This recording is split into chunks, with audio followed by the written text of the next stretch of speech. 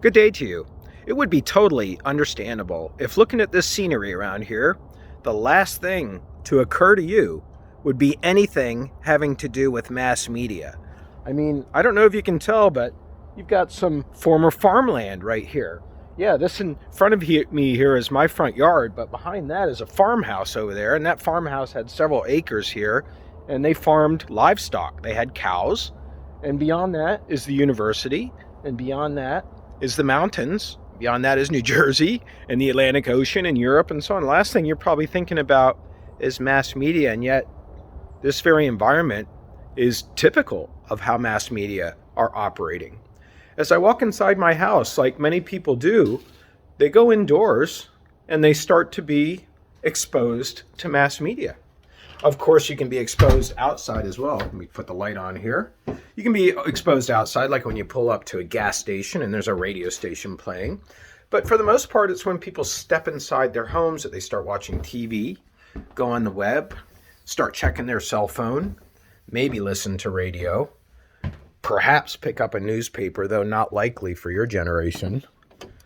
Yeah, that's where media is taking place. And we know that media have had a profound impact on the way that society conducts itself. I can tell you, I'm almost 60 years old. I have seen profound changes. I've seen profound changes in society. For example, gay marriage. I couldn't believe that the United States finally moved to legalizing gay marriage, given the way that gay people were spoken about in the media for many years, or portrayed or depicted, which is to say not in a flattering way, seeing that in the 1960s and 1970s. Similarly, medical marijuana. I can't believe that today you can go to a Pennsylvania dispensary and buy flower. That was something that was just not possible in the way that marijuana was talked about for years in the media as a gateway drug, etc., etc. Profound changes have occurred in our society. Now, to what extent are those changes related to media? That's what we're talking about today. We're taking on Chapter 2. It's all about mass communication effects. Effects on us because of mass communication. And that's what we're talking about today. I'm just going to turn that light off here. It's adding a little bit too much glare.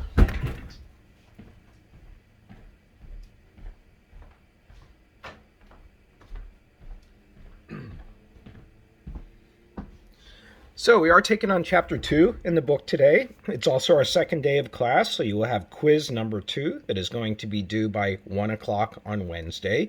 You also have your RSC posts that you're making. And by the way, I'm making those dates available for the rest of the semester for RSC posts. So you can post ahead. You don't have to wait till the day to post to get your response to your RSC posts on your social media platform, and then for you to repost it on D2L. I'm going to open up all of the links under discussions so that you can start posting ahead of time. So you have that task for you today as well. You have your RSC post, and of course you have reading the chapter, which you do every single class, reading chapter. This one, Chapter 2, on mass media effects.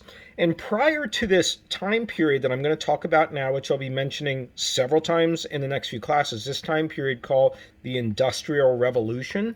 Prior to the Industrial Revolution, which I'll speak about in a moment, you had people living like where I pointed to outside my house, in farm-type settings. People living in very small towns, and Pennsylvania still has plenty of those small towns. And when you're living in a small town, you know your neighbors, and you are getting a way of life that is kind of handed to you and is expected of you. If your father is a preacher, then that's probably what you'll become. If your mother's a school teacher or a homemaker, that's probably what you'll become. So in that kind of a setting, family, church, and community are kind of like dictating a person's existence. But all of that changes during the Industrial Revolution, I should say. What is the Industrial Revolution? It's a time period in U.S. history where in the 1800s, people started to move from the countryside to the cities to work in factories. Factories started to spring up and make mass production goods, including mass media. You can look at television, for example, as a mass-produced product. It's not produced in a factory, but it's produced by a corporation. But during the Industrial Revolution, you had people moving to the Philadelphias, the New Yorks. They're leaving behind that small way of life, and they're starting to move into a city and be around a lot more people in a lot more dense environment, working in long-hour jobs, but also starting to earn money. And that money is allowing them to have a kind of lifestyle that frees them up from having to be what was determined for them back in the village that they otherwise would have grown up in. In that kind of an environment, people are taking in media, and the media are appealing to people in a mass way, not individuals. Not like I'm sending you personally a text. It's people are being exposed to standard messages from masses of media. And so this is where we start to get the whole need to study what are the effects.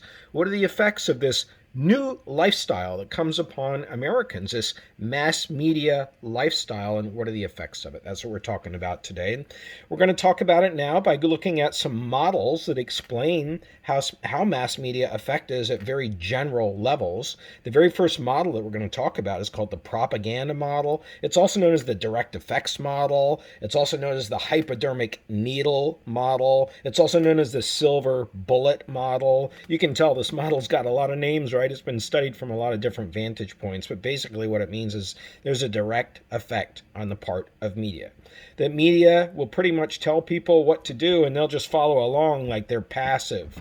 I wouldn't say stupid, but passive. That's kind of the way that this audience is treated by this model. The audience is passive, and they're just targets. And when the media present information, it's like a hypodermic needle going into their arm. It's like an injection, right? They're just automatically, immediately affected. It's the idea that if a young person sees drug use in a TV show like Shameless, you know the TV show Shameless on Netflix? It's about a completely dysfunctional, but not really dysfunctional because they're still a family. They're a family, and there's a lot of drug use that goes on in that show. And the direct effects model, the propaganda model, would say that a young person, 12, 13, 14, being exposed to this, will then try the cocaine or try the weed or whatever it is that they're doing on that show, because that's what happens when you look at the effects of mass media. There's a direct and propagandistic effect, and the audience is really kind of, clueless about what goes on. So that's that early kind of research, by the way. It's from the vantage point of today, the propaganda and direct effects model. It looks very primitive, but at the time it's more understandable because it was right after World War II, where you had whole nations marching to war. You had populations of ethnicities, Jewish people and gypsies, extinguished. And so the world was a very different place at that time, was really concerned about how mass media was corrupting people's minds and getting them to almost be like blindly following really bad leaders.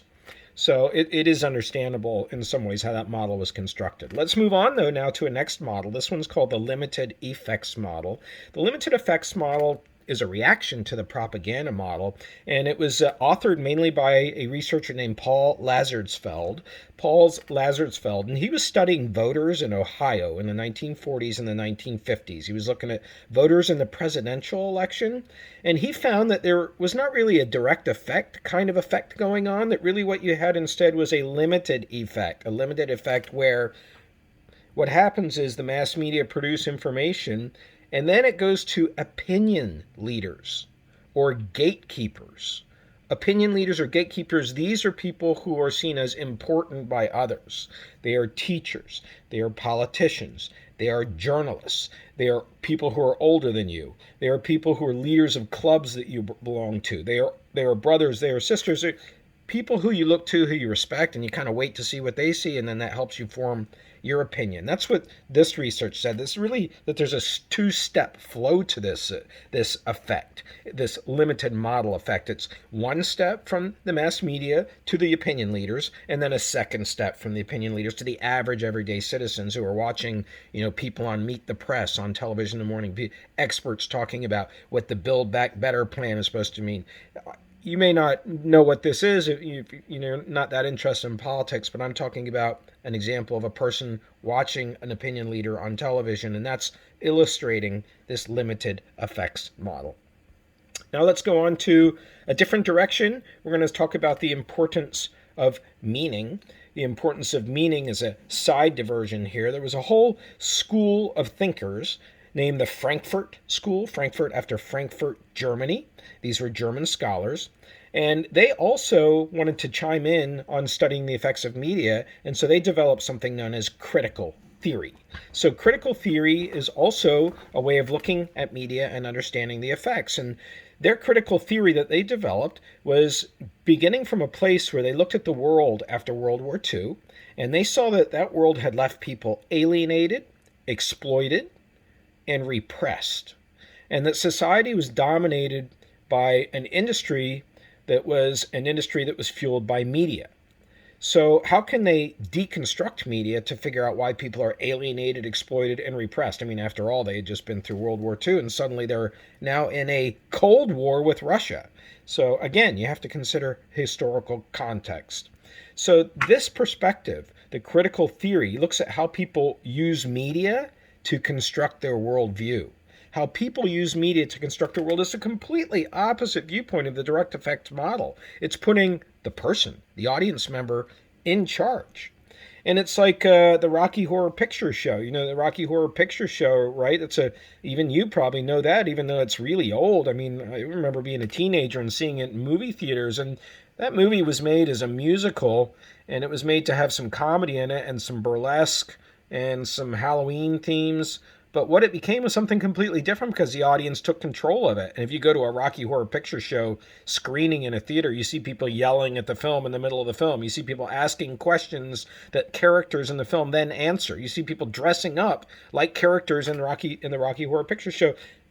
People have seized that film and they make their own meaning out of it. That's kind of what cultural studies is saying. Except critical cultural studies, or critical theory as it's more commonly known, it's also known as critical cultural studies, it is really much more serious than that. It is what has given us entire movements that have led to change because of the awareness that it has caused. It has led to environmentalism. It's led to gender equality in terms of gay marriage, as a for example that I just cited. It's led to, we can't yet say racial equality. In my opinion here, we can say that there's more examination of white privilege going on than ever before, but we're not there yet, in my opinion, with racial equality. But still, this is what critical theory tries to expose, is how people can seize control of the media content, whatever it is, a race riot, a police arrest, whatever, and they can make their own meaning out of it and then start to make changes.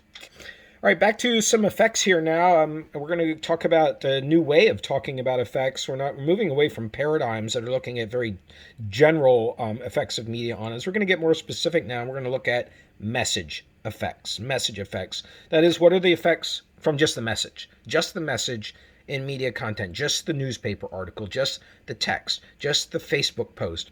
Just the GIF. Just the meme. Just the TV show, just the film, just that's the message, right? What are the effects of it? We've got different kinds of effects. We've got cognitive effects. Cognitive effects is, anytime you hear that word, it's about your brain, right? Cognition, that's thinking, right? So cognitive effects is always about the brain. And this is about how messages affect our brains. What do we learn from media? What do you learn? You learn about the weather. Sure, you learn about fashion, what other people are wearing. You learn in some ways how to conduct yourselves when people have arguments, or when people are seeking compliments, or when people are vulnerable. You see that portrayed in reality shows. You see that portrayed in fiction. We learn about how to do things like that. Some people listen to audio books when they drive vehicles. They're really interested in podcasts. Some people really like to learn. Sports, talk shows are full of information. That's what the cognitive effects, the effects of media are. They cause us to learn.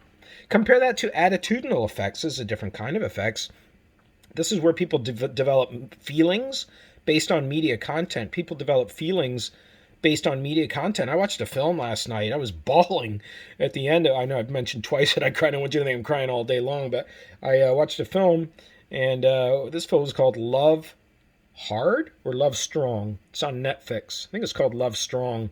And the premise was a woman gets fished by an internet lover, she's through a dating app. She gets fished. She's trying to find a partner, and she gets fished by a guy. She flies out there, and he's not looking at all like he said that he was, and that he presented himself. He's not at all looking like that. He's Chinese, and when she arrives to surprise him in New York, she's surprised, right? So this film ended up with her falling in love with him by the end of the film. I hope I haven't ruined that for you if you're going to watch that film. And I was breaking out. That's an attitudinal effect, and films have that effect on people. Songs have that effect, but there's a lot of different attitudes, right? Some people use music to get ready for an exam. They listen to music to get ramped up and feel confident and have a really have an attitude that's going to be the best chance they have for success. So attitudes are also affected by mass media. We have feelings, right? That's really what we're talking about. Feelings that we get from mass media: jealousy or outrage or anger or happiness. You know, depending whether you're watching politics or sports, we get feelings that are kindled inside of us. Now let's go on to a different kind of effect, the behavioral effect. Taking behavioral effect, that's where we actually start to change the way that we're behaving because of what we're seeing in the messages of mass media, the clothes that we're buying, the sayings that we're using, the things that people say to each other, the things, I mean, the memes that go around Facebook and the way that people talk to each other afterwards. It's like these sayings are picked up and said by others. You know, been there, done that. That was a saying for a while that was popular. It's not popular anymore. That was all over media programs, TV shows, and then you started to see the average person using that saying, been there, done that. These sayings get taught into our behaviors. Buying things, certainly ads for stuff this time of year is key about that. Christmas, people going out and purchasing really what I need a gift, I need a, they see an idea in a newspaper circular, or they see it on their Facebook feed or anywhere else in their social media platform. So our behaviors get changed, not just purchasing things, but the way that we conduct ourselves. And then finally, we have an effect that I don't like the way that it's called in the chapter. I'm going to tell you right now, I call it something different. It's called psychological effects in the chapter. It's really about physiological effects, in my opinion. Physiological effects are when the body's physiology gets changed, and media can do that to us, right? It can arouse your heart rate, like when you're video gaming, your heart rate, or when there's you're watching a horror film and you know that danger is about to come onto the scene.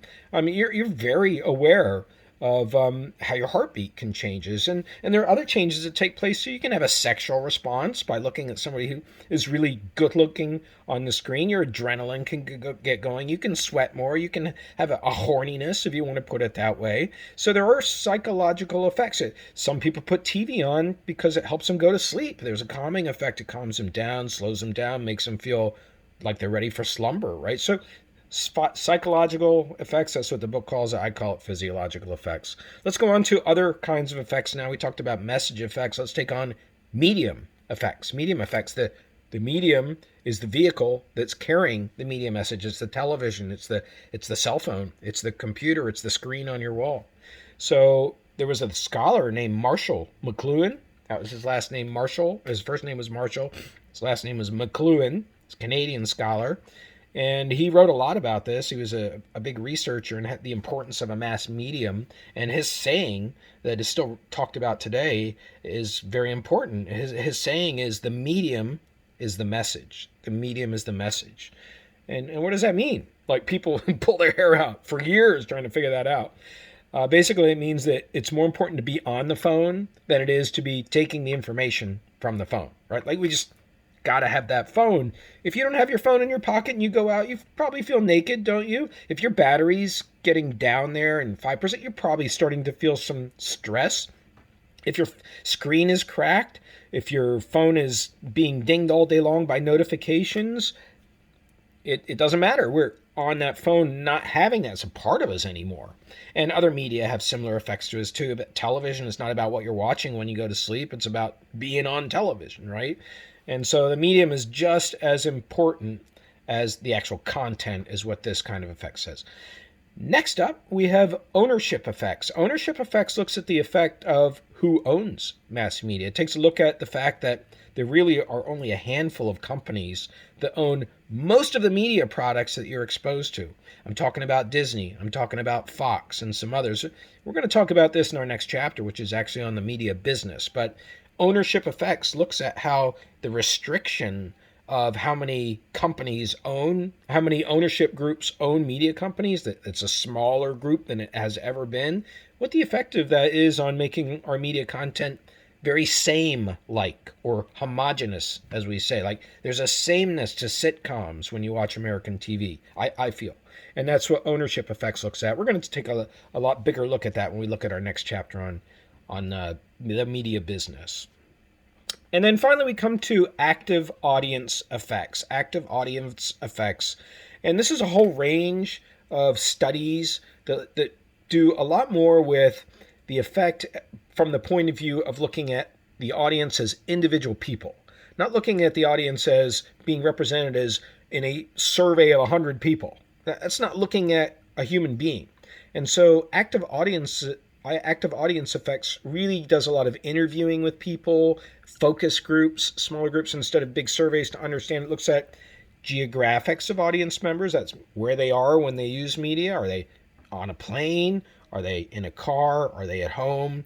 Are they at school? Where geographics, demographics, age, sex, gender, those are examples, but demographics means facts about the audience. That's all it means, facts about the audience. Some of them you can tell, like you can tell by looking at me that I'm white.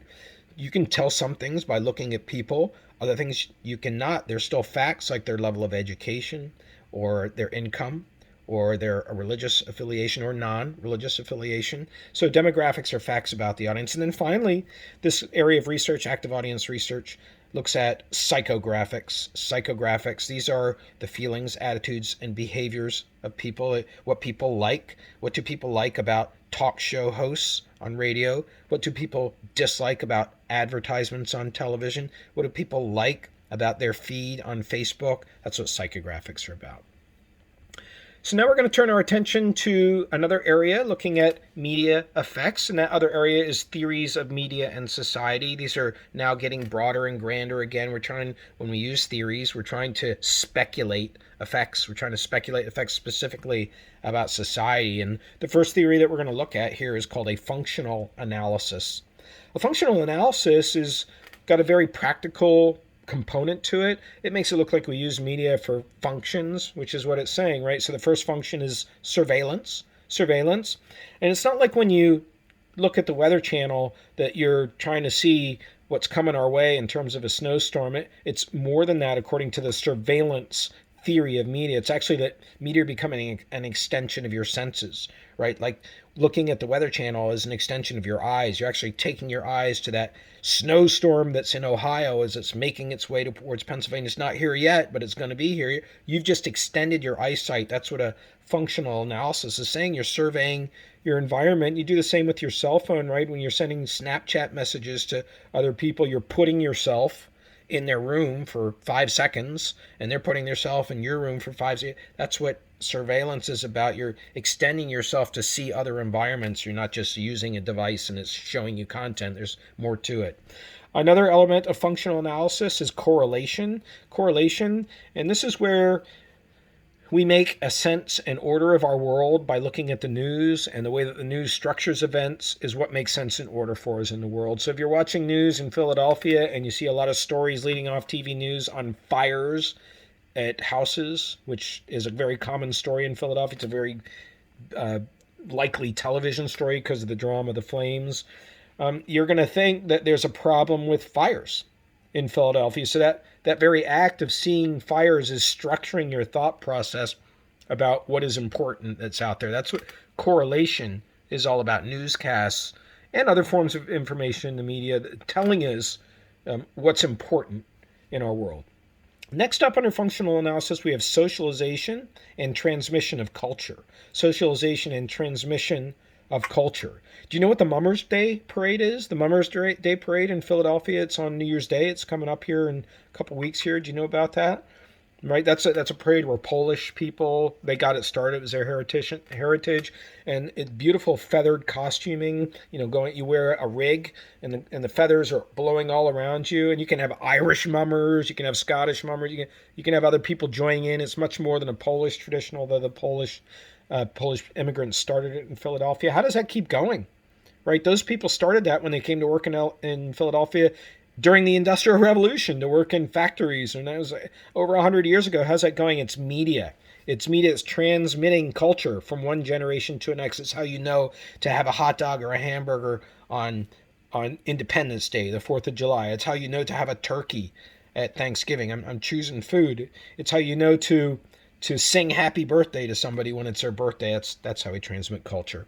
And then finally, a function that we have for media, which is maybe the biggest function of all, is just entertainment, is just escaping and getting away, being entertained, getting into a film and forgetting about the world, looking at TikTok videos and forgetting there's a pandemic. That's what that's about. All right, now we're going to continue on with some other theories of media. The next one being the agenda setting theory. The agenda setting theory. This theory kind of goes back to correlation in a way, in that it says that media tell us not what to think, but what to think about. That's what media tells what to think about. So if I was to ask you, what are the most important issues in society right now, what would you say? You might say containing the pandemic. You might say that. You might say inflation. You might say inflation's a really big issue right now. You might say something else, but to what extent is your answer also the top stories that are being covered in newscasts? And is there an agenda setting function that's going on, and that the media are telling us what we should be thinking about? We should be thinking about inflation rather than thinking about, do we have enough electricity for the electrical grid if we have a bunch of new electrical cars or whatever. I just pulled that random example out of my hat. It's that there are other things that could be talked about, but they're not, and agenda setting tells us what we should think about.